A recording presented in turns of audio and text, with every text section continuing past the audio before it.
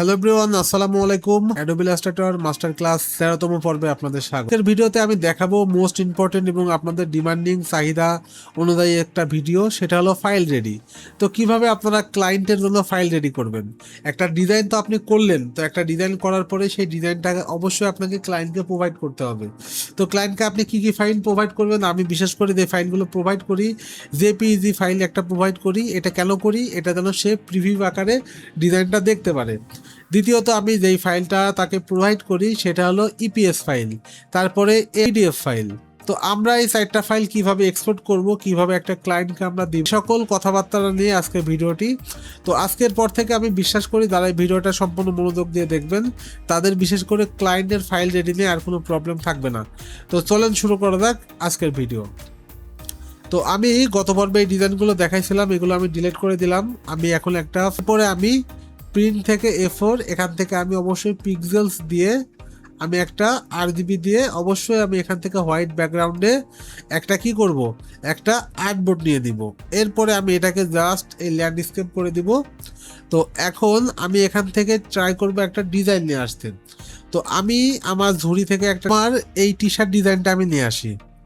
তো অনেক আগে করেছিলাম এই টি শার্ট ডিজাইনটা। তো জাস্ট আমি এখান থেকে আমার এই ডিজাইনটা নিব। তো ডিজাইনটা নেওয়ার পরে আমি জাস্ট এই ডিজাইনটাকে কি করব, আমি এই আর্ট বোর্ডে নিয়ে আসলাম। ওকে, আমি আর্ট বোর্ডে নিয়ে আসলাম। তো নিয়ে আসার পরে আমার যে কাজটা সেটা হলো ডিজাইনটাকে আমি ফার্স্টে কি করি, এইভাবে একটু বড় করি। বড় করলাম, করার পরে জাস্ট আমি এটাকে কি করব, একটু সাইডে রাখবো এবং নিচে আমি একটা হোয়াইট ব্যাকগ্রাউন্ড দিয়ে দিব। তো ডিজাইনটাকে সাইডে রাখি।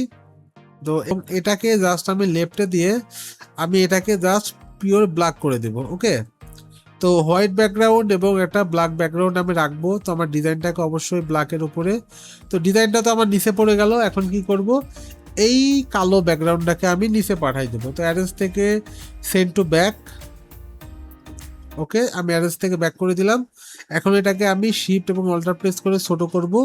এটার সাপেক্ষে কি অবজেক্ট করে মিড অ্যালাইন করব। ওকে, এবং এখানে আমি একটা প্রিভিউ দেই, যেহেতু আমি টি শার্ট ডিজাইন করছি, এই টি শার্ট ডিজাইনের এখানে আমি একটা প্রিভিউ আকারে দেব। এই যে দেখেন কত সুন্দর একটা প্রিভিউ দিয়ে দিলাম।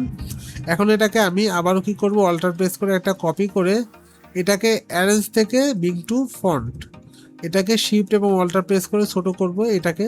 ওকে, তো এখন এই ফাইলটা আমি ক্লায়েন্টকে প্রোভাইড করব। তার আগে আমি প্রথমে যে কথা বলছি যে জেপিজি ফাইলটা দিব। তো এটা দিল জাস্ট আমি ফাইল থেকে এক্সপোর্ট অ্যাজ। তো এখন এখান থেকে জাস্ট আমি জেপিইজি একটা নাম ফাইল জেপিইজি। ওকে, এবং এখানে চেষ্টা করব কি একটা ফোল্ডার করতে।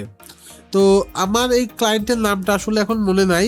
তো আমি যে কোনো একটা নাম দিই, সে আমি মনির আইটি দিলাম। এই মনির আইটি এই ফোল্ডারের ভিতরে মূলত আমি ফাইলগুলো সেভ করব। তো এখানে দেওয়ার পরে জাস্ট আমি জেপিইজিটা দিলাম। দেওয়ার পরে আমি এখান থেকে কি করব, এক্সপোর্ট RGB অবশ্যই 300 DPI ওকে করে দেব। আমার প্রথমত জেপিইজি ফাইলটা সেভ হয়ে গেল। এরপরে আমার এটাকে কি করব, ইপিএস ফাইল সেভ করব। কারণ ক্লায়েন্ট আছে, অনেক ক্লায়েন্ট আছে, এটাকে যদি সে এডিট করতে চায় তাহলে সে ইপিএস ফাইলটা চাইবে। তো আমি আবার কি করব, ফাইল, এরপর এখান থেকে আমি ইপিএস, আমি চলে যাব আবারও সেই ফাইলে। আসার পর আমি লিখব ইপিএস। এখন এটাকে জাস্ট আমি ওকে করে দেব। আমার এখানে ইপিএস কত আছে, 2020। আপনি ইপিএস 10 দিতে পারেন, আমি ইপিএস 10 দিয়ে দেব। ওকে করে দেব। আমার দ্বিতীয় কাজ শেষ। তৃতীয় যে কাজটা করে আমি একটা এআই ফাইল সেভ করি। ফাইল থেকে কি করব, আবার সেভ অ্যাজ। এখান থেকে আমি এই ফোল্ডারের ভিতরে এসে এআই লিখব। লেখার পরে জাস্ট সেভ। এখান থেকে আমি ইলাস্ট্রেটর CS6 বা CS যে কোনো একটা দিতে পারি। তো আমি CS6 দিয়ে দেব, ওকে করে দেব। তো আমার 3টা কাজ শেষ। এখন আমার যেটা করতে হবে সেটা হলো আমি একটা পিডিএফ ফাইল সেভ করব। তো ক্লায়েন্ট আমার কাছে কিন্তু এই পিডিএফ ফাইলটা চাইবে, যে আমার কাছে সে বলতে পারে যে আমাকে একটা পিডিএফ ফাইল দাও। তো পিডিএফ ফাইল দিলে কি হবে, সে একবারে ডিরেক্ট ডিজাইনটা প্রিন্ট করে সে কিন্তু ইউজ করতে পারবে। তো আপনি যখন একটা পিডিএফ ফাইল দেবেন অবশ্যই তাকে A4 ডিজাইনের উপরেই তো দিবেন। আমি জাস্ট এটাকে আমার ডিজাইন ভেবে কিন্তু আমি আপনাদের এটা দেখাচ্ছি। তো জাস্ট ফাইল থেকে আপনি কি করবেন, সেভ অ্যাজ।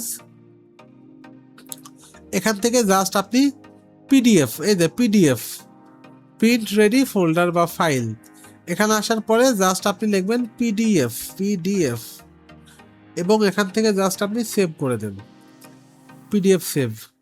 তো এখন আমি আমার সে ফাইলে যাই, এই যে দেখেন আমি যে 4টা ফাইলের কথা বললাম, প্রথমত ক্লায়েন্ট ফাইল, তো জাস্ট আমি এখানে ক্লায়েন্ট ফাইলে কি দিলাম, জেপিইজি, তো জাস্ট আমি জেপিইজি মারি, এই যে দেখেন কত কিউট আমার একটা জেপিইজি ফাইল তৈরি করে ফেললাম।